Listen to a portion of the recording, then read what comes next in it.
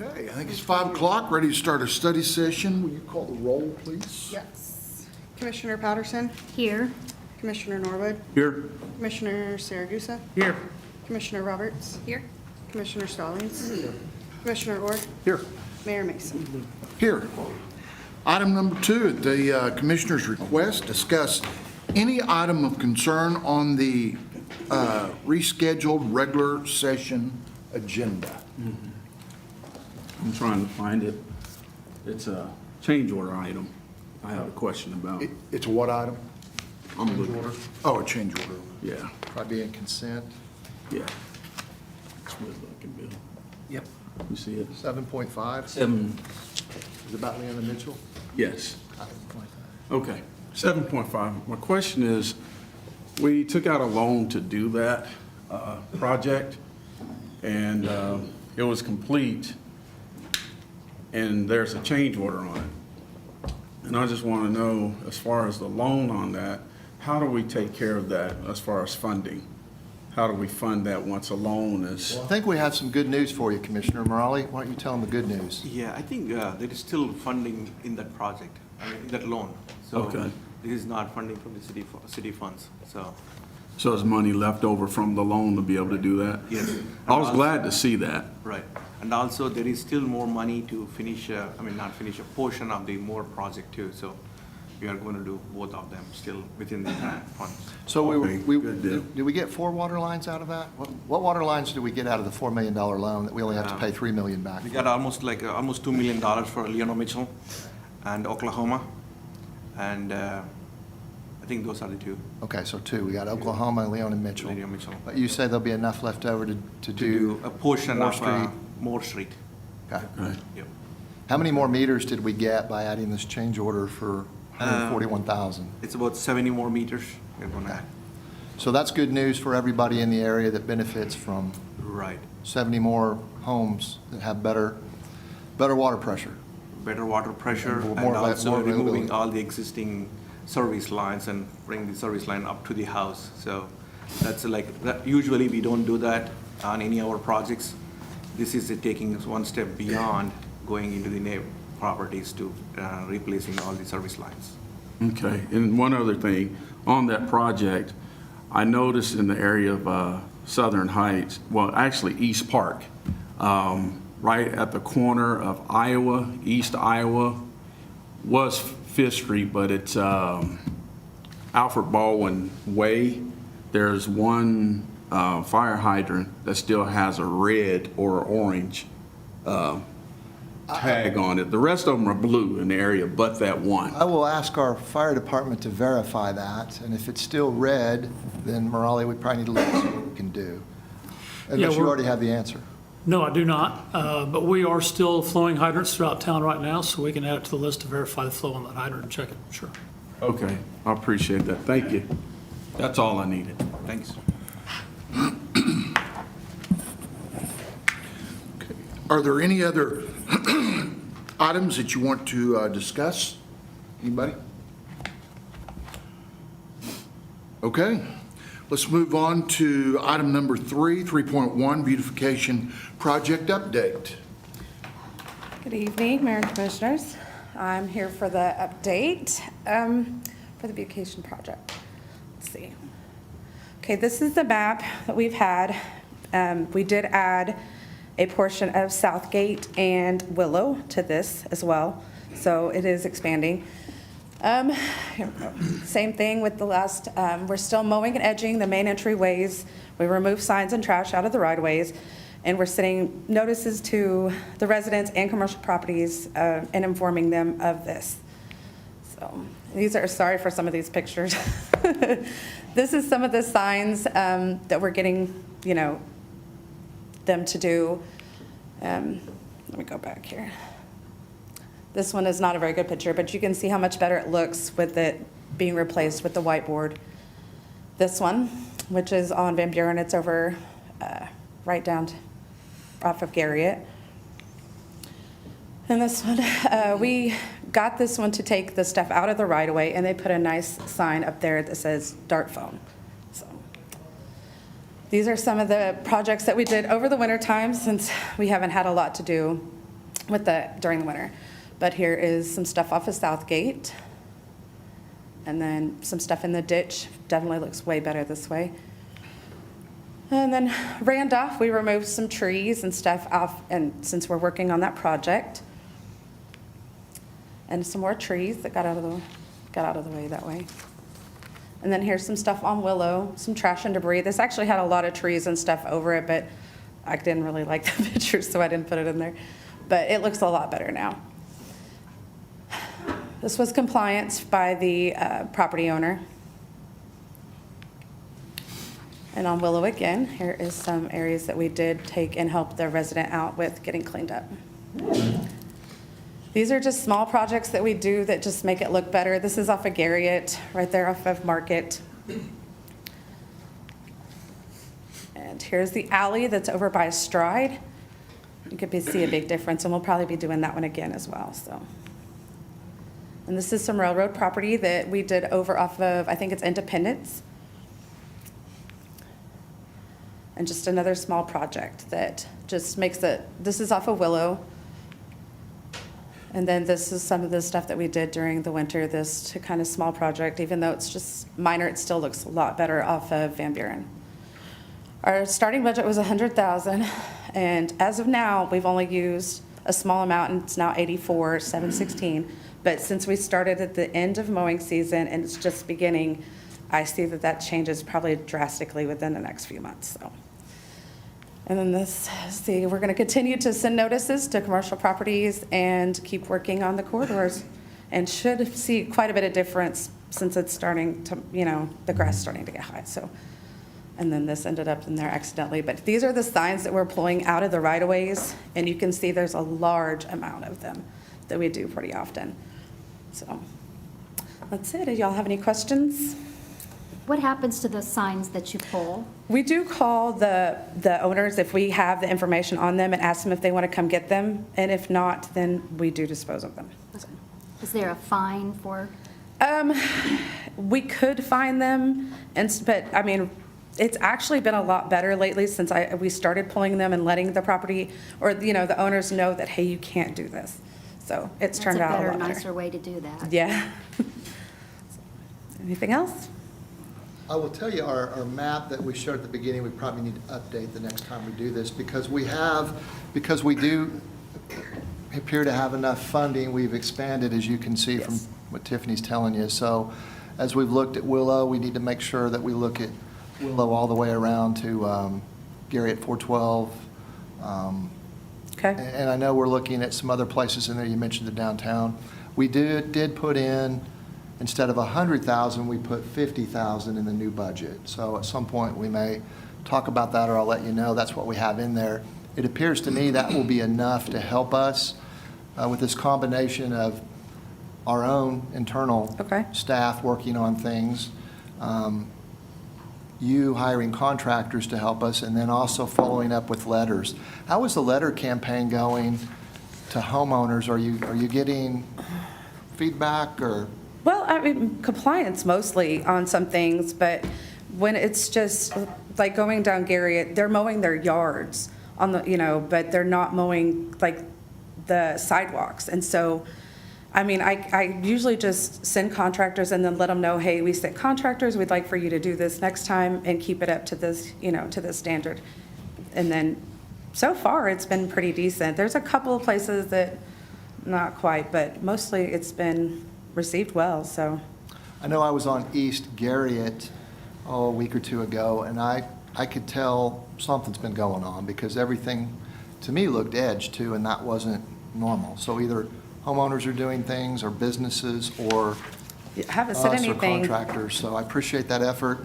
I do note in some of the concrete around town that the sidewalks where the weeds come up, Yep. those are going to have to be Sprayed or dealt something. with in some places, Yeah. so thanks for working on that. But Yeah. this is a concerted effort. Commissioner Saragusa and Commissioner Orr have talked about this, and I think we're making a difference. So Good. I hope that that's obvious to the council and the public, but ultimately, to be successful, we need the public to help us. So anybody that you see that really is helping us, let's bring them up to a council meeting if they want to, and let this body thank them for being Okay. friends of the city and lifting a finger to help their city be better than we were, Absolutely. look better. How do you come up with your projects?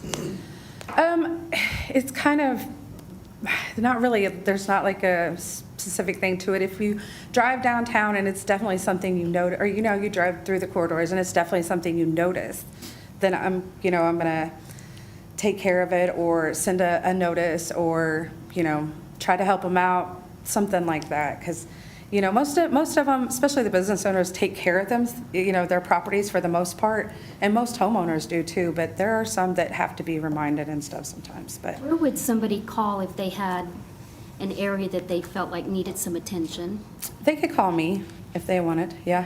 Could they use C-Click Fix? See Click Fix, but if they're wanting it as like beautification, it'd probably be easier to get to me, but either way, it doesn't, see Click Fix works too, so. I actually had a constituent that called and said there's grass growing up in the street and in the sidewalks, and he just wondered if if the city goes around and sprays for things like that. I can answer, we do spray in the medians. I have noted some places, like for instance downtown on Grand just recently. I don't know if it was us or a business owner. It looks like they've sprayed some places between Maple and Randolph. So it's a combination of us and the homeowners, but Commissioner, to really make a difference, we need everybody to help. And so I can tell you with streets, that's come up before. I remember conversations with Commissioner Orr. Streets are difficult. We don't typically spray streets. It tells me there's not a lot of traffic on that street if there's grass growing up in it. But I would happily give a friend of the city coin to your constituent if they want to go out and pull a weed or do something. If it's horrible on a block, we could take a look at it. On sidewalks are what we're more focused on than streets.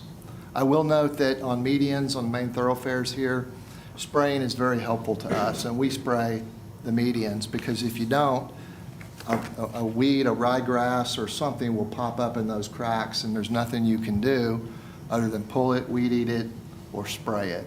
So I would say if you have constituents, have them call code. If you have some areas, I would reach out to your city manager, let them know. We'll try to address it here because we need more help. And so what I'm trying to say is for folks that help us, I really, really appreciate those folks. Folks that report the problems, I appreciate them too. But folks that help solve the problems, those are priceless to me. You bet. I was going to make a commercial.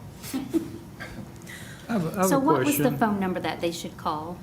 They can call either the main, which is 580-616-7213, or they can call me, which is 580-616-7228, and that's my direct line. Thank you. I have a question. Does ODOT participate, on their numbered streets like Willow, where it belongs to them, and at the underpass where it gets so bad through there? Do they help you at all? Streets helps with, like the underpass that was over there, I did notate that, and I got with the streets, and they helped by spraying that and stuff like that. So different departments and trash and I'm talking debris. about ODOT, because that's an As- ODOT mark. I know, No, I can answer that one. ODOT just Okay. fixes potholes. The mowing, weed eating of cracks, that's Yeah. going to They be all us. they don't do any of that. They did paint the street, so where you at, Michael? Well, kudos to ODOT for getting 412 painted, and I think they're going to be working Van Buren, but they do not weed eat, they do not mow. Well, it does look better, that Thank you. underpass. Unfortunately, I drive it twice a day, so I see it every day, but well, if you see something you need, let me know. I was really surprised last year from about Elm to Chestnut along the railway. The railroad company actually came in and cut down a bunch. And they left us some giant piles and they said, hey, we cut it down, can you haul it off? And we said, all right, that sounds like a good partnership, we'll do it. Joe, do you have any progress updates on that field that's just on the southwest corner of Chestnut and Cleveland? I think I saw some crews out there mowing recently.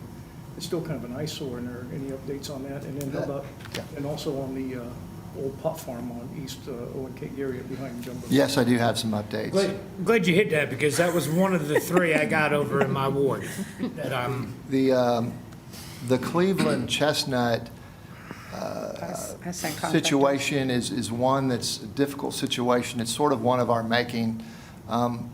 We may have had some mowing crews over. I know you've tried. I did get one to finally go. I don't know, he did have some problems with some bees, and so part of it's not done yet. They had to relocate some honeybees, so. We are really working there. As soon as the weather dries up enough, because every time it rains a lot, it's difficult to get equipment in there, but you may not see the progress yet, but yes, that is on our list to get it cleaned up. On the pot farm, where we're really at is, I just need to have some time to get with Carol, because code is diligently giving me 2 options to pursue, and I'm going to pursue the option that I think gives us our best chance for success. Unfortunately, the guy that owns that he's talked about doing stuff, but he's not doing anything. So I'm probably going to file a nuisance or a demo complaint real soon.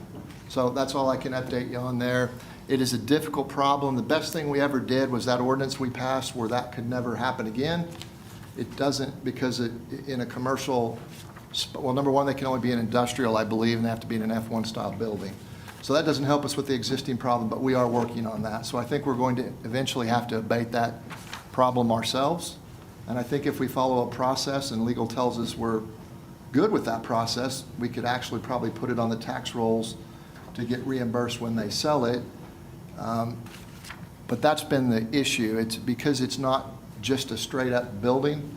That's been a challenge for us, figuring out whether we can do hoop houses and stuff. But it is on my mind all the time. So hopefully we'll make some progress soon. I can tell you that we were excited when we heard they were going to be moving it, but that was months ago and they've done nothing. So Thanks. Well, I was gonna go into that and say that the East Highway coming in's been looking fantastic. Okay. Randolph's been looking fantastic. But the more we take away from what used to look bad coming in, makes that pot farm look 100 times worse than when all the other stuff around it looked the same. So yes, that's one of those things, and I've been here, I think 2 years now I've been complaining about that, and Scott's joined me on that, and I appreciate that. We gotta get this, it's 2 years, it's gotta get taken care of. It looks like hell. The other thing is Randolph between 16th and 30th, looking fantastic, except for one house, 2014. Yeah, I have an inspector on that one too. It's been an issue, and there's a new tenant, and. It's adding. Yeah. It's adding. Yep. Every day. There was a 3-wheeler there this week that I didn't call you on yet, because I wanted to see how long it would end up staying in the front yard. It's gone, but there's other stuff in the front yard. I'm tired of driving past that house. We need to get on that house too. Like, anything that we can do, we need to do it. Well, it sounds like we're It's on, not gonna get any better. It's a meth house. I know it is. They're running between there and Broadway. The lot over there on Broadway with all the junk in it and Yeah. everything else, that needs to be addressed too, because that's between that house and What is the right address? next to the gas station, the old car lot. Oh, yep, okay. That's where you're at, That's okay. the connection. That house. Gotcha. at 2014, and the one on Broadway is the connection. Okay. And it's methamphetamine back and forth.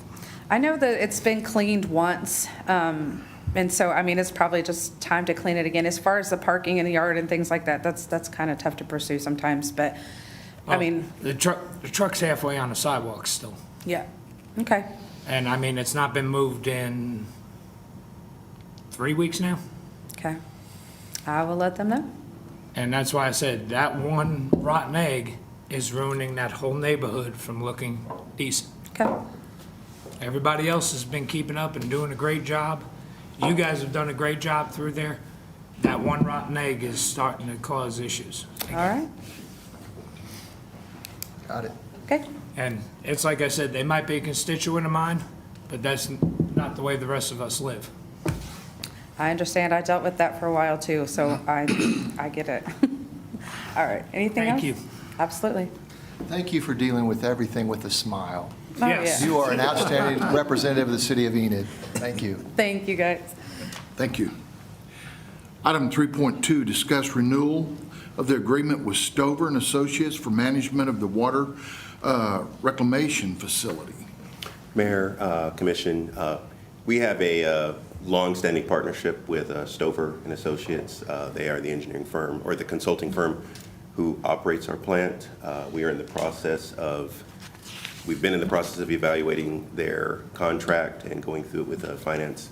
And at the request of City Manager, we thought it would be good to give the Commission some information on their history and what they've done for the city and respond to any questions. So I brought Dr. Ross Stover here to present, and then if there's any questions at the end, please let us know.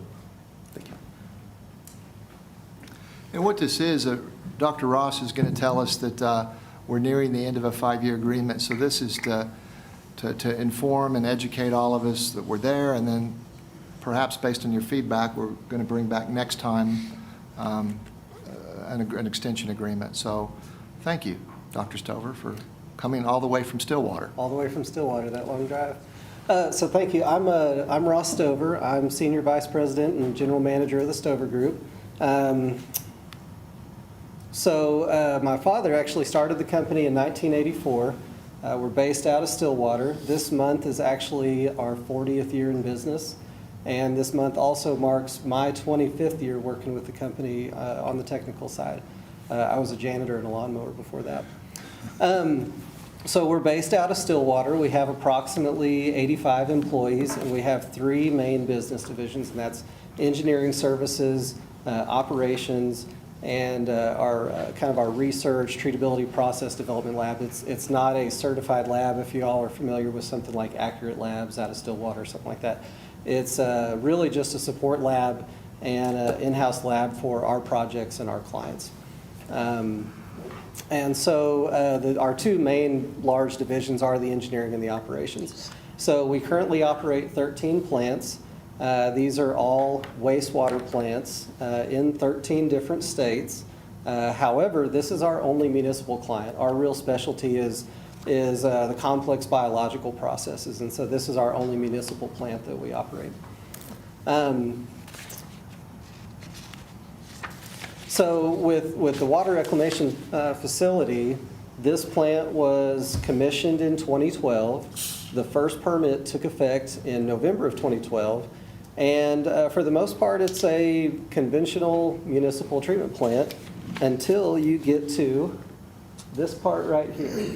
And so that starts the biological treatment process, and what that process is responsible for is organics removal, nutrient removal, which is nitrogen and phosphorus, which one of those is a current permit limit, one is not, but has now popped up on the most recent draft permit for monitoring. And so nitrogen in terms of ammonia is the current and always has been permit limit.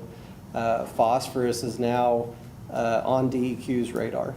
So, and from what I understand, Oklahoma DEQ has been getting pressured from EPA for some time to start rolling out statewide phosphorus limits. So, but this plant has if you see this section right here, so that's kind of what I refer to as our effluent station, and there's a pump and pipeline system that starts there, and it can feed treated water over to the coke nitrogen plant for reuse.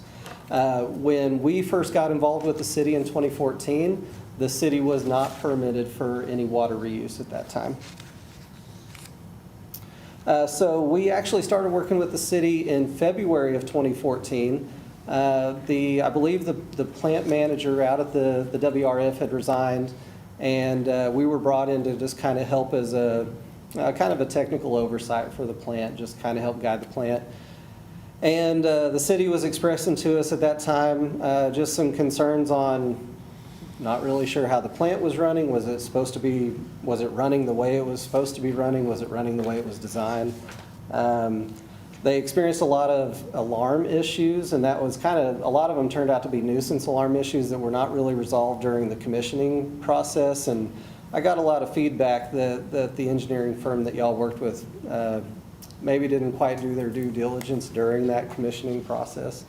And that can be a difficult process to work through. And then the effluent phosphorus concentrations, not from a permit standpoint, but from a water reuse standpoint.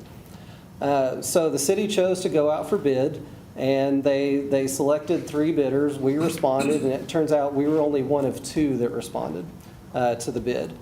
And the city operating the facility during that time was only operating Monday through Friday, kind of normal business hours operations coverage with call-outs for alarms and stuff like that. From what I was made aware of, our competing bidder proposed the same thing, a Monday through Friday with call-out for alarms. And we proposed 24/7 coverage. And I was told that was one of the big things that really stood out on our proposal. And for a complex plant like this, that's really what we prefer and we think is the right call. So we still provide 24/7 coverage to this day. We do it with a crew of 11 people. And so we also maintain 2 people on site at all times to the best of our ability, assuming no call outs for being sick or something like that. But we maintain 2 people on site just for safety. So. And with that crew of 11 people, we're performing the daily analytical testing. That's process control testing through the plant. That's our effluent compliance testing that's reportable to the state. We're also doing preventative and minor maintenance, oil changes, grease and fittings, relatively simple things like that. But then we have some really good maintenance guys that'll jump in and they'll do assistance with the major maintenance. And so they work pretty close with a number of the city personnel on major maintenance issues. We also just do general housekeeping around the plant, groundskeeping, and in 2015, so we took over operations in June of 2014, and the summer of 2015, we were kind of settled in with the plant, and we said, hey, we can take on a little bit more, so we actually purchased approximately $70,000 worth of mowing equipment at our cost, and we took over the mowing responsibilities at the new facility. And just, I believe, last year, we purchased a new zero turn at approximately $10,000 and just took on that cost ourselves. So when we first got involved with the plant, we started looking at treatment performance, and from a permits perspective, the plant was running well. Effluent BOD was well under permit limits, less than 10 milligrams per liter. The plant was nitrifying successfully. Effluent ammonia was well under permit limits. The phosphorus was kind of the thing that there was the concern about. And so the plant was seeing, from some of the numbers we worked up, an average of about 8 milligrams per liter coming in and as much as 5 to 7 milligrams per liter going out. The reason this was a concern was trying to facilitate water reuse over to the coke plant. And they, because of their processes, their cycles, the way they recycle the water, they needed, or they were requesting effluent phosphorus concentrations below 2 milligrams per liter.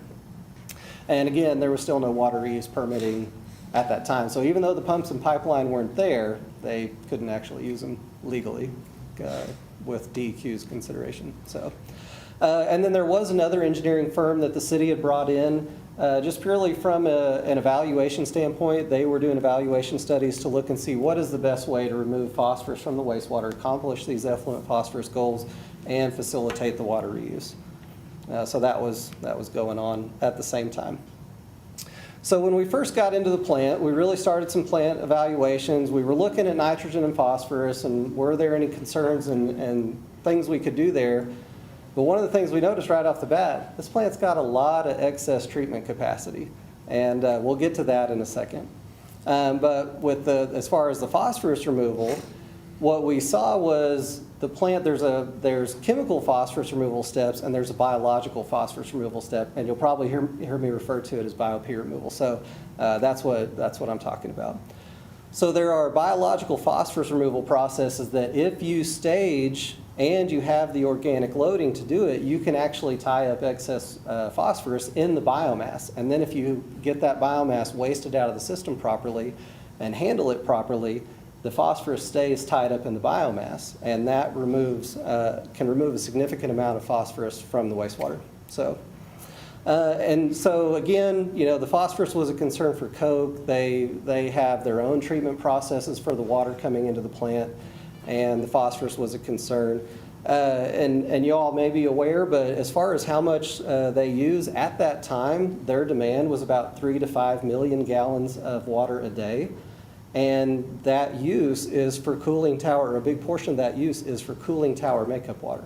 So they're taking, at that time, they were taking potable water, drinking water, using it in cooling towers and evaporating it. And that's water that the city had paid to treat, paid to distribute, and then sell to end users. And of course, they're buying as an end user, and they're simply using that water as evaporative cooling water, evaporating it into the atmosphere for cooling on their processes. So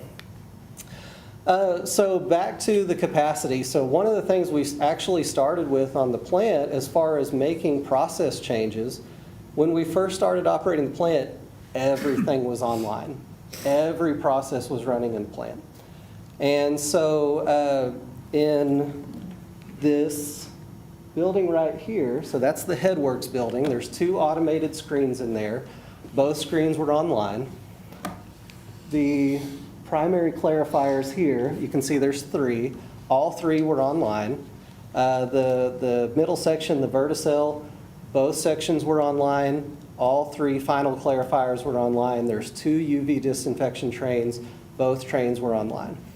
So we went through just systematically evaluating the capacity of the plant, and what we found is we didn't need all this stuff online, and it was just adding extra wear and tear and adding extra operating cost to the system.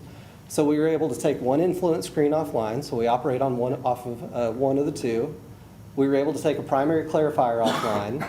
We were able to take one of the Verticells offline, and this was where the big energy savings would be from, because this shelter right here, there's 5 process blowers that are supplying air to the biological processes. And those process blowers are 125 horse motors each. And then in these first 2 channels here, those white stripes that you see, those are disc aerators, and those are 20 horsepower each. And so by taking one Verticell offline, we were able to immediately take 6 20 horse motors offline. And we were able to go from 5 process blowers running to as little as 1. In winter conditions, we can often run on 1. Summer conditions, we require at least 2 typically, or sometimes 3. So major energy savings on getting those blowers offline. Same for the secondary clarifiers. We were able to take a secondary clarifier offline. Now the clarifiers are not a huge energy savings. Those big mechanisms in those clarifiers are driven by a little 1/2 horsepower motor. So not a huge energy savings, but being able to get equipment offline, go through and do maintenance, eliminate wear or reduce wear and tear.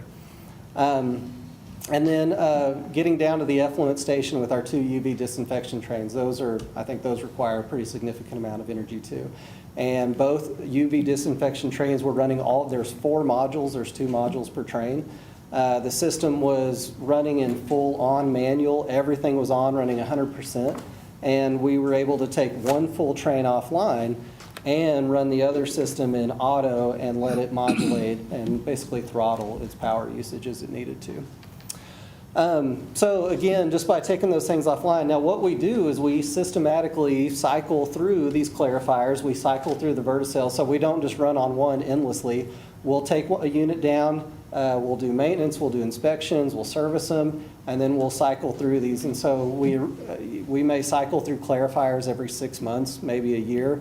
The Verticell, we've gone to cycling through the 2 trains yearly, so we've gone to transitioning in the summer months. So we have a short period, a week, maybe 2 in the summer months, where both Verticells are online, and we're actually funneling biomass from, say, the north Verticell over to the south Verticell. And then we get the south Verticell fully online, we shut down the north, and we do some draining, and we complete that transition. So big energy savings, big wear and tear, because the plant just has enough capacity to do it. So I mentioned when we first got involved, there was another engineering firm that was evaluating phosphorus removal. And so I think it was July of 2014, we started operating beginning of June of 2014. They released their report to the city July of 2014. And what they came out and said is, you've got to remove the phosphorus chemically. And they said, we estimate it'll cost you about $5.8 million in capital to build the system. And we estimate it'll cost you about a little over $3 million a year for the chemicals. And what they were proposing was a system using alum for phosphorus precipitation, which lowers your pH. So then they also had caustic for bringing your pH back up. And then because the precipitate is in a solid form, they also had an ultrafiltration system at the end to filter out those fine phosphorus precipitates. And those filters or membranes that are used, those are a lifespan item. There's something, 5 to 7 years maybe. It depends on conditions. So there's a maintenance cost. Matter of fact, we have a client in Kentucky. We replaced half of their membrane system, 20 membranes, and it was $200,000 to replace. And their other system, the other train, is past the end of its lifespan as well. So those are a costly item, shipped in from overseas often. So not a friendly system. So this was their recommendation. We've been operating with the city for 10 years, so I compared that. What would that operating cost look like over the past 10 years had the city choose to go that route? And assuming some unrealistic assumptions here of no maintenance costs and chemical costs never increasing, that system would have cost the city, assuming their estimates are on par, and I assume all of you in here are aware how capital cost estimates go. They're typically on the slightly low side. So anyway, that system could have cost the city as much as about $36.5 million had they chose to go that route. And they actually recommended against the system being able to do biological phosphorus removal. They stated that they expected that to cause problems. So we had been involved at that time. We'd had some seat time with the plant, and I remember, I believe, even meeting with Gerald, and we said, give us a little bit of seat time and let us see what we can do with the plant. Hold off on their recommendations and let us see what we can do. And so it took a little bit of time, especially working through the plant evaluations and knowing how we could safely operate the plant. And we recommended pursuing that biological phosphorus removal route. And the importance of that, there was no additional operating cost. And in fact, we were able to achieve it with a reduced operating cost by bringing equipment offline, not adding anything to the system. So with that phosphorus removal in mind, the goal was to get our effluent down to less than 2 milligrams per liter of phosphorus. And we actually did some reuse. We got permitted with DEQ, I believe maybe as early as sometime in 2015 to do water reuse. And we did have some reuse data from 2015 and 16, but the way we had formatted it, it was on a monthly basis. And so I started with 2017. It was much easier to pull that data up. So from 2017 to 2024, you can see some numbers here. So you'll see the year, and then you'll see a concentration in milligrams per liter. That concentration is our annual average for effluent total phosphorus. So that is the average for the entire calendar year. And then you'll see some numbers next to it where you see MG and BG. That is the amount of gallons of water that Koch has been able to reuse per calendar year, and that MG is million gallons per year, and that BG is billion gallons per year. So if you look at all that water, and of course that number for this year was to date as of about middle of last week. So you can see 2017, we were close, didn't quite make it, but since 2018, the plant's been doing really well, and we've really been fairly consistent on our effluent phosphorus. And you can see a significant amount of water that's being reused. So I don't know the city's cost of producing drinking water and getting it into the distribution system. You all may know that number. What I pulled up was Oklahoma Water Resource Board. They have a report that has a U.S. annual average cost for producing water, and that's $2 per 1,000 gallons of drinking water. And so if you total up those flow volumes there, it's just under 8 billion gallons of water that have been reused since the beginning of 2017. And so at their estimate of $2 per 1,000 gallons, that comes out to about just under $16 million that could have been spent on producing potable water that we've been able to reuse over at the Coke facility.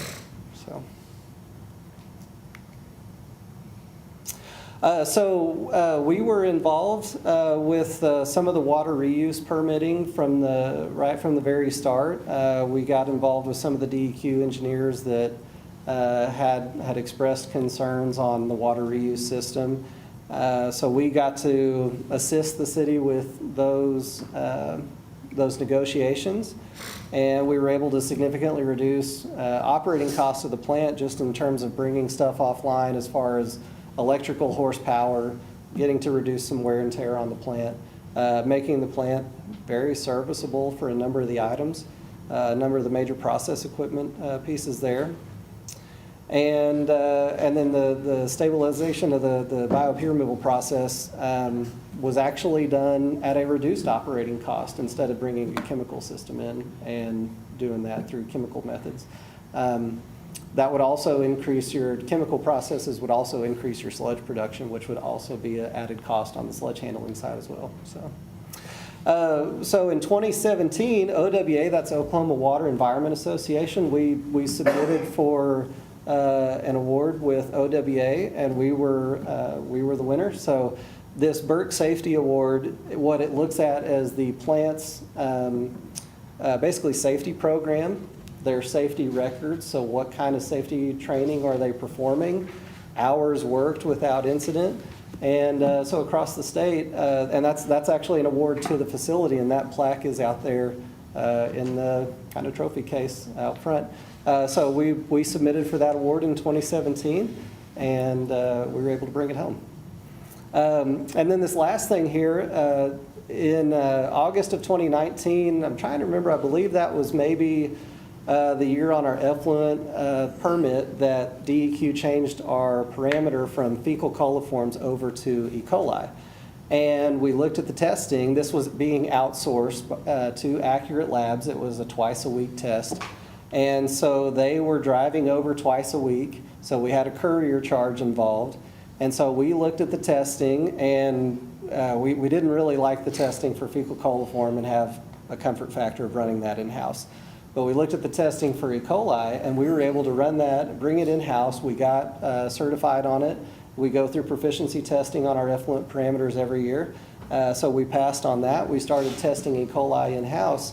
And so that started saving us about $13,000 a year versus subbing that out. And a big portion of that cost was actually just their courier fees for coming and picking up the sample. So that was a fun one to take on. But with that, I think that's kind of 10 years in a nutshell. So I'm happy to take any questions. Well, this may actually be for Gerald. I'm not sure if you would know this answer. How many staff did you have out there prior to these guys coming on? I don't recall. Okay. I don't know. David, do you remember? David wasn't here. It was a very similar number. It changed over time, and at the time they took over, we actually had combined both the utility maintenance that does the water lines and wastewater lines with the plant staff. So when they took over, it was actually 19, and they dropped it to the 11. Plus they went to 24/7. Yes, and before that, it was about 13. Okay. So we actually started with 12. And we, like I said, we kind of got some seat time. We got comfortable with the responsibilities of the plant. And we were down a staff member, and we looked at it and we said, hey, can we make it work with 11? And we thought we could, so we restructured, and we've been 11 since. And we actually, we did an addendum to our agreement with the city because we have a staff number set in our agreement. And so we did an addendum, and we lowered that to 11, and we were able to do that. We actually were able to reduce our operating cost a little bit because of that. So.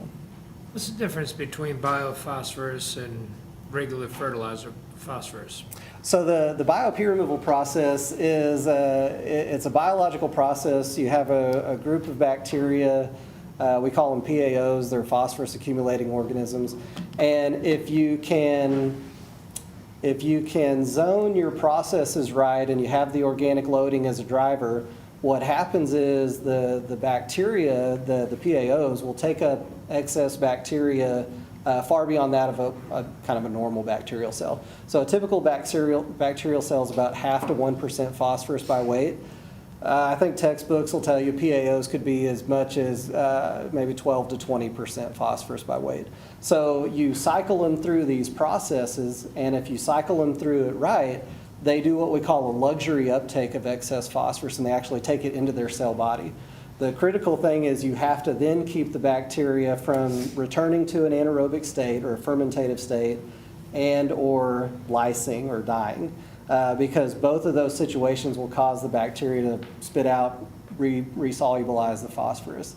And so it's not just the process that's critical to driving it, it's also the sludge handling side that's critical. And so you have to make sure the sludge handling side is operated right, because in this case with our facility or with the WRF here, you go through sludge dewatering so that we're not hauling a bunch of water weight to the landfill, we're hauling dry biomass or cake as we refer to it. And so we go through the belt press, we dewater the sludge. If you don't handle that sludge right, where it resolubilizes the phosphorus that's taken up, it will pass through the belt press and the filtrate. It will come back to the front of the plant, and you'll cycle up on your phosphorus loading to the plant. Your bio-P removal will continue. You're just kind of shooting yourself in the foot on the back end, and you'll see your phosphorus concentration cycle up. Okay, So, thank you. yeah. I think before we finish, David, would you come on up? I'd like to talk a little bit about the future and some of the capital improvement things that we think, and Dr. Ross might be able to, and Morali speak up, but there's some things we need to do out there that we weren't able to do when we built the new plant. Could you speak a little bit about that? Yeah, when I first got here, and this is goes back to the original construction of the plant, there were some things that had been left off the construction. One of them was the solids processes. If you go out there, and I always urge everybody to go out to their local wastewater treatment plant, because it is an amazing thing, but it also is very important for our lives. But our solids processes, where we make that cake that Ross mentioned, that are sent to the landfill, that was left at the old plant because of financial limitations. So if you go out there, we have this old plant that, for lack of a better term, looks like something from an apocalyptic wasteland, where we run our solids and other operations, and we have not moved those over to the new plant. So one of our goals in coming years is to move all processes to the new plant, shut down that process at the old plant, and essentially we're in the process of a demolition for the old plant as well. So over years, we're going to make that plant essentially go away. The other thing that we have is coming into the headworks, where all the just raw solids and everything, bulk materials, comes into the plant, which we call the headworks. There are some significant operational issues there that cause maintenance, damage, repairs, and issues with pumps. So we are in the process of addressing that with some upstream treatment to essentially remove and pre-process big things that come in, and also some other stuff. They like to call it mop heads, but essentially they're fabric and other materials that coalesce through the process, and then they get in all those processes that Ross mentioned, our clarifiers, our headworks, and even the pumps downstream at the old plant. They get in there and they clog things up, and they cause processes to essentially fail, and they really up our maintenance and operational budget to some extent. So our long-term goal is to make those things go away and get everything at the new plant and have it running smoothly. Big process, long-term thing. Any questions? I've got a couple questions. Yes, sir. When you talk about moving the solids portion of that to the new plant, is that all new equipment and you're moving the process, or are you talking about taking the equipment that's there, all new equipment, right? There may be a short time that the existing press travels over there, but we probably wouldn't even do that. We are in the process of actually buying new replacement presses, a new type of press called a rotary press from what we now have, which is a belt press. We're going to move everything over there, and then we'll actually be purchasing more to make redundant processes so that we'll have something to do downtime at the same time as one's running. But yes, we would be, nothing goes over, anything that we would be essentially at the old plant, we would try and just send it to salvage. That's about it. And then that cake you talk about, is that being trucked? I mean, how's it being Essentially, no. From the new plant to the old plant, there are a system of pumps and lines, and it is pumped to the old plant. There are some big, large containers that are called digesters that are about 50 feet in diameter, I think. So they hold the water, it's bubbling there, essentially letting it go, and they press from that operation over there. Okay. Those digesters will also be moving to the new plant as well. Okay. Then my last question, and you may not have any idea on this, but by shutting down all those big motors, I know those have got to be, three-phase motors and a lot of that stuff. That sounded substantial to me. Have we done any estimates on what that saved by? We have not, so much electricity? but we actually were part of a Department of Energy project where we have been working with them. It was about 9 weeks we were doing seminars with them, and they gave us some tools to start to look at that. And we've been actually working with finance to actually get, okay, how much does this cost? And then we've been working with some of our integrators to say, okay, how much electricity comes out of this process? So we may not be able to look that far back, but we may be able to get an estimate of that just from some bulk numbers. Okay. Thank you. That's all I had. Anybody else? Well, one last question. When's a good time for a visit? Anytime, honestly, they're here. And I'm going to be totally honest, I'm going to geek out on this, but I used to give the tours where I used to work. And before that, I used to give the tours, and I used to teach a class on wastewater. I would always say we're like used car salesmen. Call us up, let us know when you're coming, and we'll give you a tour. I even gave one on Halloween night one time to show our ultraviolet lights because they glow in the dark. But yeah, it's You just made 3 people's day. yeah. We would bring entire schools to ours, so yeah. I think, Commissioner, to facilitate that, if you'll just reach out to Jody. Yeah. Our We're happy superintendent, our plant superintendent, Chris, is actually here with Ross, and we've given tours to other people before. So yeah, just give us a call and we'll be glad to have you out there. And David, I heard Scott call you something today that I kind of like. I hope it doesn't bother you, but we call him Professor Hunter. He will be outstanding at taking you through with the Stover team. And anybody else that would like to go? I have a question. Yes, sir. What percentage of the water does bypass and go out into the creek as opposed to going down to farmland? When we, you said farmland? Or to, Coke, you mean? Coke, Okay, sorry. yeah. I go wanted way to make back. sure I was answering your question correctly. Used to be farmland. Okay. When we were doing the negotiation with Coke, honestly, if they could have taken 100%, they would have. But we need some of the treated water for our plant process to run, for cleaning things, and then some of it actually has to go down that cascade so we can take samples for regulatory purposes. So I would say, and Chris can probably help me on that, but I think it's just a few 100,000 to maybe 1 million. I think no, let me take that back. About 1 million gallons, because past that our pumps start to cavitate. of what? Our pumps on the plant start to. 1 million gallons of what, a day? We Yes. use 1 million gallons in the wastewater plant. The rest Yes. maybe goes in Stover. Oh, I'm sorry. Down the cascade, I don't even know the number because it's I a just bare was trying to minimum. get a proportion of how much goes in the creek and Yeah. how much goes to, It's very little. okay. Yeah, it's just enough to actually take samples and let it flow down that little cascade down there, the stair steps. Okay. Well, if there's nothing else, thank you very much, Dave, and thank you, Dr. Ross. We appreciate that. You were going to say Professor Hunter, too. Yeah, I'm Professor Hunter. Thank you. You're never going to live that down now, but It's a good thing. it is a good thing. Item 3.3, discuss the proposed 2024-2025 City of Enid budget.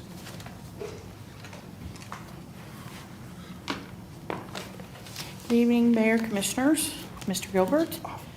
I only have a few slides for you tonight. The big show will be Morale and Jason, and we also have Jeff from the Oakview Group here to talk about the Event Center. So just another look at our overview of our 23 funds. And tonight, our green. So we have EECCH and all of our capital improvement program funds. Street and alley capital improvement, street improvement, sanitary sewer, stormwater, and then our water capital are our funds for tonight. So last Thursday, we wrapped up the overview and we talked about some other funds, mainly general fund and some other small ones in yellow. Tonight are our green, and then Thursday night will be our blue funds. Tonight, in our regular session, we also have the budget hearing, and that is a requirement by state statute. So first, we have Event Center, which is on page 130.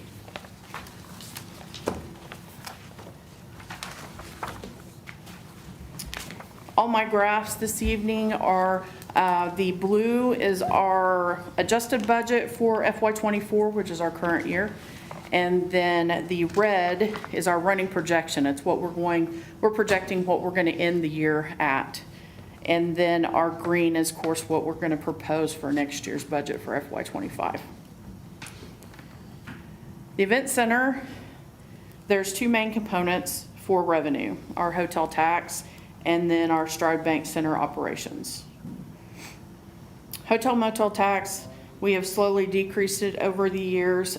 We did decrease it again about $150,000. So we have budgeted about $950,000 for FY25. It's coming in lower on projections, so we felt we needed to put that in so we don't, we're preparing a little for if they don't come in again. And like I said, slowly over the years, I think the last time that we had pretty good year was back in 14-15 and all the way to about 18-19, and then it's slowly gone down since then. So when our hotel motel taxes is down, we have to increase the transfer to the event center with our transfer from EMA. If not, we wouldn't be able to operate. Stride Bank revenues are also a little lower than last year, but our EMA transfer to the fund is a little bit higher, about $260,000, but we are lowering the hotel motel tax $150, comparably speaking, so that's why that also is going up. Our expenses are basically the same each year. We do look at the payout that we have to pay for Garfield County based on the hotel tax percentage, and then the operations for the Stride Bank Center to operate, and we get those from Oakview Group, and they'll be talking about that shortly. Our capital numbers that we have in there, it's not necessarily a large project, but it is a decrease from this fiscal year. They did the EcoStructure upgrade this current year, and so that's why we won't have to have it in next year's budget also, so that's the slight decrease there. So the hotel tax is by the vote of the people. It's 8% tax, and it's split between the city, we get 5%, and the county receives the 3%. And it's, like I said, slowly been going down over the last several years, and so we will have a little more. We have to figure out how we have a little more for capital outlay. The older your buildings get, obviously, the more repairs that we will have to do and take care of those maintenance items. So those are the things that we definitely have to watch for. So if you don't have any more questions for me, I will have Jeff Bemis from Oakview Group come up and give you the more details.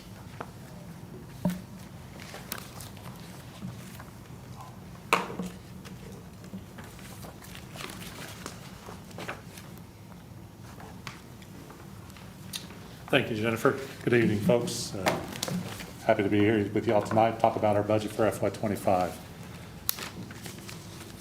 So we'll talk about the highlights of the building in 24, the projections where we're headed through the end of the year, a new strategy. We'll talk a little bit about Placer AI. We'll look at our 2020 or FY25 budget opportunities. We'll have Rob Houston talk about their budget and the economic impact calculator, and then we'll take some questions. So FY24 was a good content year. We had a lot of great events from high school sports, extreme bull riding, American Kite Flyers. We had 6 concerts that we entertained over 6,000 people. And based on the Placer AI data, we had people come from as far as Ohio and Florida for some of those shows. So we entertained a few people over the first half of 24. Our budget for FY24, we were scheduled for $548,479 as our subsidy. Right now, our projected variance is $440,521. So a total subsidy for FY24 is $989. And the reasons for that variance, we projected several shows that because of the challenges in the first half of the year, we did not go through with. We lost advanced graduations, which was a substantial loss to us in the second half of 24. And that was about a $40,000 loss. They took their graduations back on base. So we lost that. And we continue to see acts moving to the casinos, causing our costs for shows to increase, challenging us to be able to bring shows in that will sell tickets and we can afford to do. Here's a comparative market for other buildings in our area. You can see we're projecting $749 for what our budget for this year for our subsidy. But you can see we're pretty much in line with everybody else, buildings of comparable size. Our new strategy, we're going to look at booking shows with lower risk and looking for rentals, looking for co-pros, the zeros, always co-pros, and finding shows that will hopefully sell. We've begun to look at new local events and new type of sporting events as well. Our marketing manager has worked real hard to bring in a plaza market that she'll do 2 or 3 times in the summer. She's working on a retro show, just as an example, a wedding show, and some other things. We're looking at a tattoo show down the road. We've begun booking some sporting events to try to get a cheer competition in town. And I've worked with the Enid Outlaw, Jonathan Reed, to book a 3-on-3 basketball tournament for kids, a back-to-school tournament in September. So that'll be a great event, hopefully bring in a lot of folks. And we're working on a bigger, what they call a money tournament that'll bring in older potential professional players, ball players, to do a tournament in the building as well. Just some of the things, the opportunities we got, hopefully everybody heard, we've got Jeff Dunham coming to town August 16th.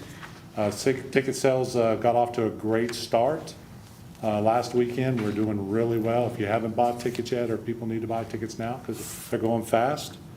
We've worked with the Christian Congregation of Jehovah's Witness. We've signed 4 dates in FY25. We look at it, we're going to put some revenue in for impact for about 2,000 people coming to town. So the city will see some economic impact from that. Did you say 4,000 people? 2,000 people about per day, so about 4,000 people for the weekend. Okay. So we'll see a good increase on the hotel taxes. And they're looking at considering a 5-year contract with us beyond this. So hopefully the folks there are real excited about being here. We talked to them early on when I first got here, but they've reconsidered and think we're a good place for them. In July, we're switching to Ticketmaster, from Paciolan to Ticketmaster.com. We'll be doing a lot of announcing as we get closer to that day. We'll be doing some educating of folks on how to use the Ticketmaster product. Our building in Tulsa and then the Paycom Center in Oklahoma City are all Ticketmaster buildings. So we'll have a big marketing machine behind us with Ticketmaster. We'll have their mailing list, and they've told us we will have access to all that. They'll put our shows out on their Facebook, their social, and everything like that. So it'll be a big marketing machine for us to help sell tickets in Enid as well. There is a program called PayPal Pay Later, which is going to be great for those folks that need to maybe make payments on tickets. Sometimes we have high ticket prices, I'm not going to lie. And for folks that they can go on and they can spread those payments out. So that'll be a huge benefit for selling tickets through Ticketmaster. So we're excited about that. Placer AI, great tool. It helps us get demographic data, everything from income, age, education level, the origin, the zip codes where folks come from. It gives us pre and post-event movements to determine economic impact. You know, what the businesses folks are visiting on their way in, on their way out, hotels they stay in, and then travel directions. And with those travel directions, that gives us the opportunity to know where we put up our signs, know where to get people to businesses they visit. We can work, pair up with those folks, whether we put posters up or coasters out on the table, but it gives us more marketing. It'll also help us figure out what ticket prices based on what we're seeing on the demos coming in. So our new budget, we're going to ask for a subsidy of $749,066. With the new booking strategy, we're having to refill the pipe. We're having to reach out and find new events, create new events. So we feel that we're going to be a little bit behind the ball on this one to try to get there. So we're going to have to do everything we can to fill the calendars as much as possible. So finding new events will take some time. You know, some of the events are where they're at now, and we have to wait for them to finish up their contracts with the current buildings they're at before we can steal them away. We're working on a lot of in-house stuff. Like I said, the wedding show, the tattoo shows, the retro shows and the oddity shows and different things like that. So we're trying to figure out what will sell and put a lot of money in the bank. Concert-wise, my goal is, I've said at least 5 GoPro shows or rentals in 2025. Obviously, we're going to look at every show real close to make sure it's going to make money. OVG and Rick Hans has set up a booking refresher for GMs to help us work and learn to work better with our promoters, so they can work with us to find shows that'll fit and how they'll fit in this market and get us done. I do have, obviously Jeff Dunham booked and on sale now, and then we do have a hold in October for a potential show. And as soon as I get more data, we will be pushing for that and see what we get. We're going to work relentlessly to find and create shows that are going to fit Enid and make us money. And hopefully we'll meet or beat that 749,066 by the end of the year. This slide shows over the past, since 2020, how we've done on asking for extra money, our trend. Obviously, you see there in 2023 was our highest point at 1.1 million. You were trending down, and obviously 25, 26, and 27, we want to trend further down.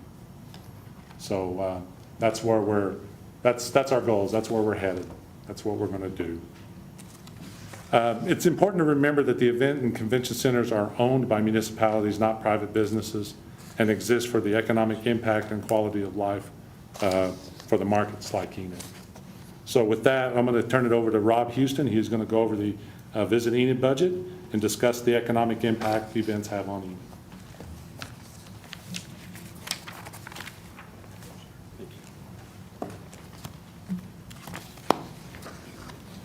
Good evening, Commissioners and Mr. Mayor and City staff. Thank you for the opportunity to be here with you tonight. First of all, we'll cover the Visit Enid annual budget. It's pretty much staying the same as it has been the last few years. There's been some variance in one thing or another. Like last year, we had a $35,000 convention expense when we had the kite flyers here in October. And so that money has gone away. We've shifted that. Our advertising budget had gone down quite a bit, so we put that back in. A couple of fixed costs we weren't really prepared for. The Smith Travel Research, that's where we find out how, who's staying in our hotels and all those reports. They went up 85% and they gave us 30-day notice. So, because they were bought out by another company, and it's one of those, we have to have that data, so we had to bump that up a little bit. And then the calculator that we're getting ready to talk about, that's an annual subscription-based, and we've added the calculators that will cover everything that they have to offer. Before, we were kind of using it to the best of our ability, and it wasn't giving us the most exact numbers. That figure went up from $4,650 to $8,000, but again, we just moved some things around to make it work, and so pretty steady with where we're at now. So now I want to get into what the event impact calculator is and how it works. It measures the economic value of events, and it measures new net money. Now, keep that in mind as we proceed through this, because we'll bring up some things on that a little bit later on. The calculator has been established as an industry standard. It has analyzed well over 500,000 events, nationwide, worldwide. Same type of events that we're doing, and it comes up with formulas.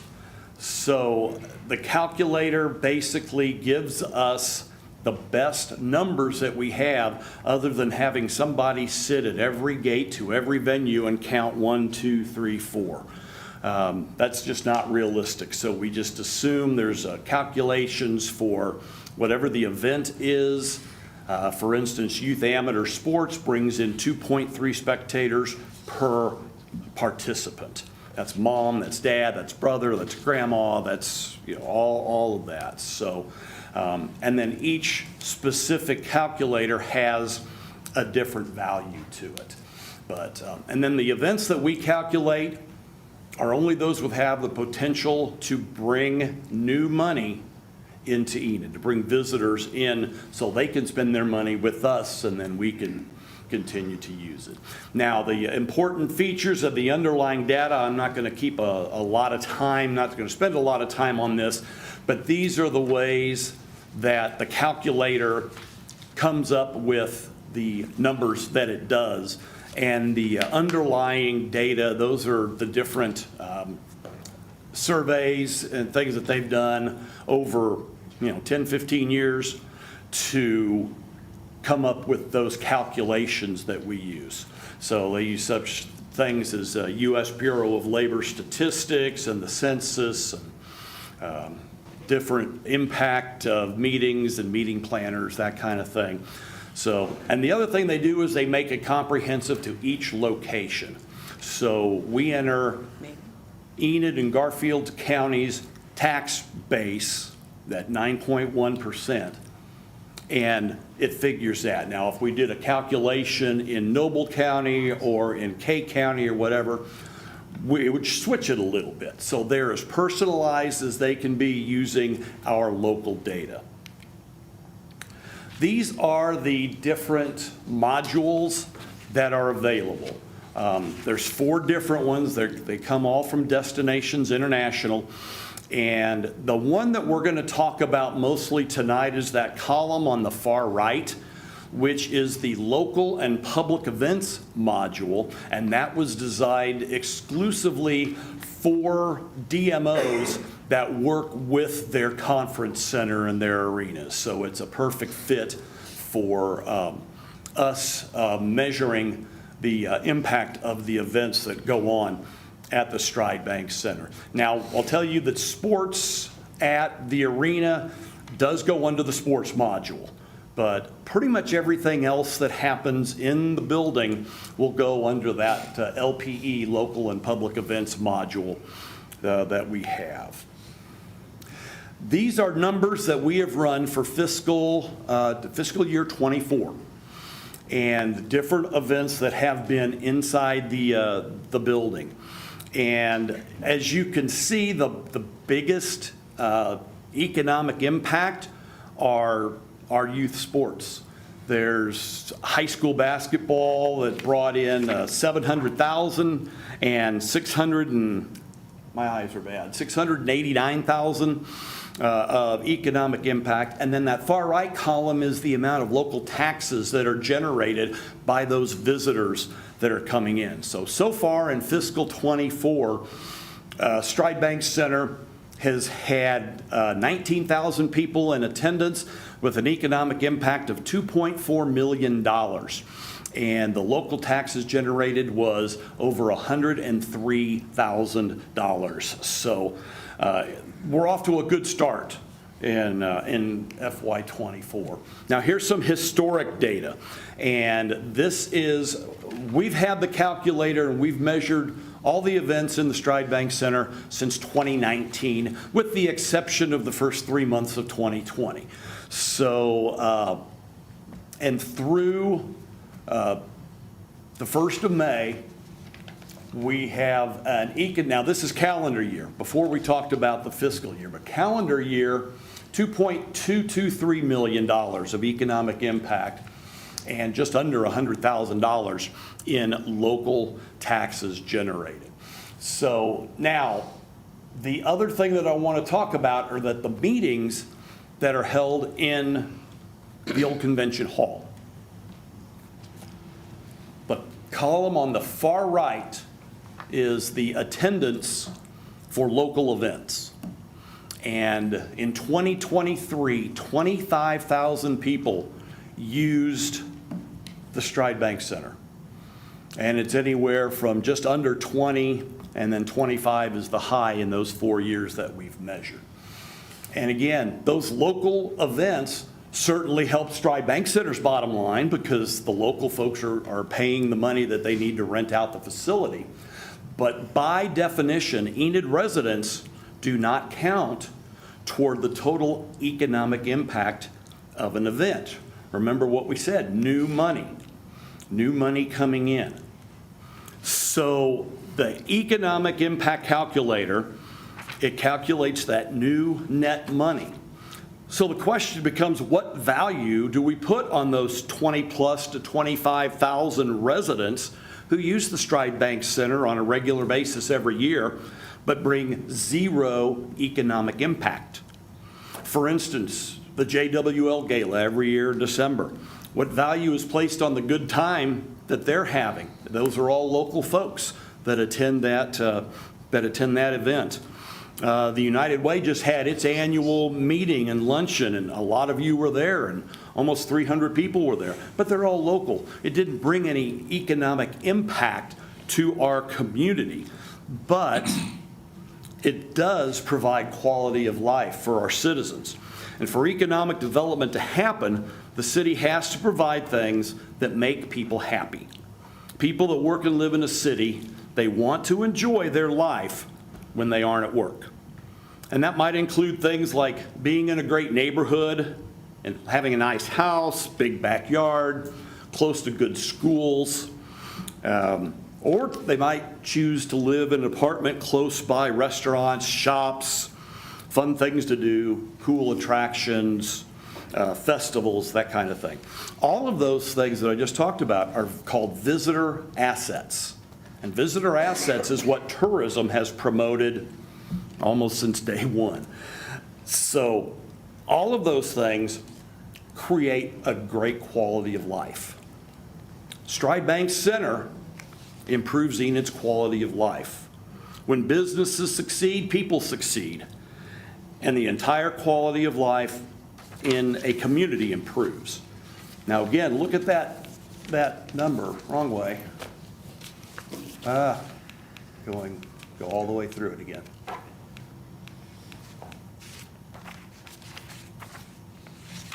Is that it? Yeah, 25,000 attendance for local events, 25,000. That's half of Enid's population. Now, that doesn't mean, I'm in 2 civic clubs, so I'm there twice a week, and I'm counted twice. So it's not 25,000 separate people. It's not 50% of the people, but you get the idea. Half of Enid's population, when you look at it in that regard, enjoyed an event at the Stride Bank Center in 2023. So today's workforce, I'll end with this, looking for quality of life and quality of place. And it's those visitor assets that Enid has, like restaurants, attractions, retail, festivals, and events at the Stride Bank Center that make that quality of life possible for our residents. And that's all I have. With that, we'll get Jeff or Rick back up here, and we'll take any questions that anybody has about anything we talked about.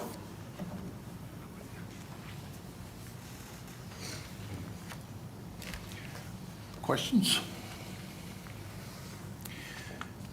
I do appreciate you guys working with us on kind of changing our structure and what we're looking at over there, and trying to look at our bottom line a little tighter.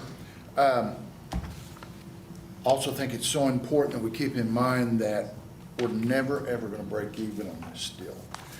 But if you factor in the economic impact, and you had actually given me, Rob, these some time back for something I was speaking at, but that's remarkable, and, you know, numbers just tell the truth every time, and it's so interesting in 2019 how many more people we had going through that thing, and the economic impact compared to how that's dropped off, and, you know, which isn't, that's what we've all been trying to figure out, why that's happened right there, right? So anyway, I love seeing more sporting events. We've kind of kicked this around and kicked it around, but I do appreciate y'all agreeing to really tighten up and take a look at this thing and see if we can change the course just a little bit. Yeah. Okay?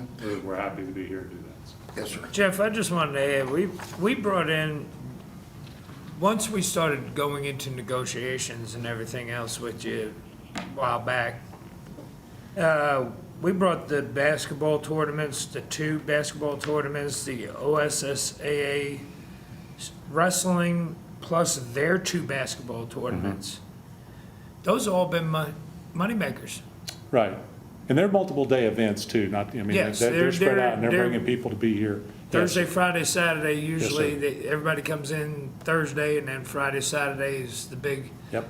Sunday's the day to go back out, home and work rest. day and Yes, sir. everything else. But I just noticed that these are the events that we discussed in our meetings, Yes, sir. and you brought them in, and look at the impact. Yes, sir. And they'll be coming back. They come back every year. Those are annual events for us in January, February time. We also have the Maybe tournament that comes up in July. It's a multi-day event, basketball tournament. So, those are the events we're trying, the cheerleading competitions, all those things that not only brings us money, but brings money to the city. But the And, wrestling one was the one that jumped out. Yes, Because sir. we didn't do wrestling at all, ever, first year. We've had wrestling the 2 years I've been here. I'm not sure before that. So it's the OSSAA wrestling dual states. That's what that is. So we'll continue to bring those guys back. 2,000 people. Yeah, it's good numbers for sure. Yes, sir. Better numbers than our concerts. Yep, sure. To be fair, though, you do have to realize they come in for 3 hours for a concert Yeah. and leave, Yeah. and on a sporting event, they're there 2 to 3 days. So it's bound to, with the same 2,000 people or 1,100 people, it's bound to generate more dollars And over that amount of time. And for as far as Stride goes, as far as our building goes, those wrestling tournaments, those smaller events that we're going to work on and bring in and fill up the calendar with as much as possible are going to put money in the bank. But, the sexy concert things that we do are the bread and butter, are what's going to put the bigger dollars in the banks. That's why we have to be real obviously calculated risk of bringing in what shows, but those are truly the shows that are going to put more money in the bank for us. You know, the wrestling event's great economic impact for sure, but the revenue for the building is a little bit smaller, so. If I can step in real quick on it to follow up on that, you have to remember that these sporting events are mainly out-of-town folks that are bringing in all these dollars. Now, the dual state is set up a little bit interesting. They have 6A, 4A, and 2A on one day, and they're all done. Then they leave, and then the next day it's 5A, 3A, and 1A. So it's two completely separate groups of folks, and if Enid hasn't qualified or one of the local teams hasn't qualified, that's money that's coming in almost 100% from out of town. Whereas our concerts, for the most part, we've run, according to what Jeff's told me, about a 70-30 split as far as locals or out of town people. So that's another reason why that economic impact on the concerts would be down, because remember, it's new money and the locals don't count as part of that. And we also discussed the fact that we have competition, i.e. lower prices at the casinos due to the fact that they bump tickets out to people and draw people out. So that's a competition thing. This is guaranteed economic impact. That's why when we discussed it, it might not be the big money stuff, but it's bigger money for the city when we have something that's guaranteed, that's drawing 100% outside coming in. And if it's multiple day events, because they have to stay, which puts the hotels in business. All right. Any other question, comment? Well, I just have a question. Knowing that Enid is the hub of Northwest Oklahoma and all the way out to the Panhandle, I mean, we're the closest, biggest place for people in Beaver and Guyman and Laverne and those places to come to. Do you advertise in those places? Yeah, yes, ma'am, we do. The Placer AI is a great tool for us because we know what's coming from that area of the world. I always tell people, this is our market out here. You know, I don't go to Stillwater, I don't go to Oklahoma City or Tulsa, unless unless we're the only place the show is going to play. If I know that, we had a chance at a rock show that this individual was only going to play here, I knew that I could do the whole state. But if we're playing here in Catoosa or wherever, I know I've got to work Woodward, I've got to work Beaver, I've got to go out to Guyman. Yes, ma'am, we do. One last question, and I'm baiting you on this, but what effect would a casino event center have on our Stride Center? Locally in town? Or within 10 miles? It would hurt. I'm going to be totally honest. I believe it'd be painful because they're able to pay whatever they can pay. If Rick Springfield wants $125,000 to play, that's where he's going to play because we won't be able to pay it. Yeah. So casinos will always pay more money for artists across the board, just because their income is based on gambling, and they literally have a system down where they know X amount of people through the door, that certain percent is going to go and stop and gamble, and they're going to make X amount of dollars off of that. So what we would pay like $125, they would pay $150 or something like that. And so the artists will always choose, not always, some people don't want to be a casino act, but that's what we run up against everywhere across the country with casinos. So. Okay. Anybody else? Okay, that being said, we're out of time. We'll stop right there and we'll come back and do the capital improvement during the regular meetings. So thank you all very much, and we are adjourned until 6:40. Gives us 12 minutes, so hurry.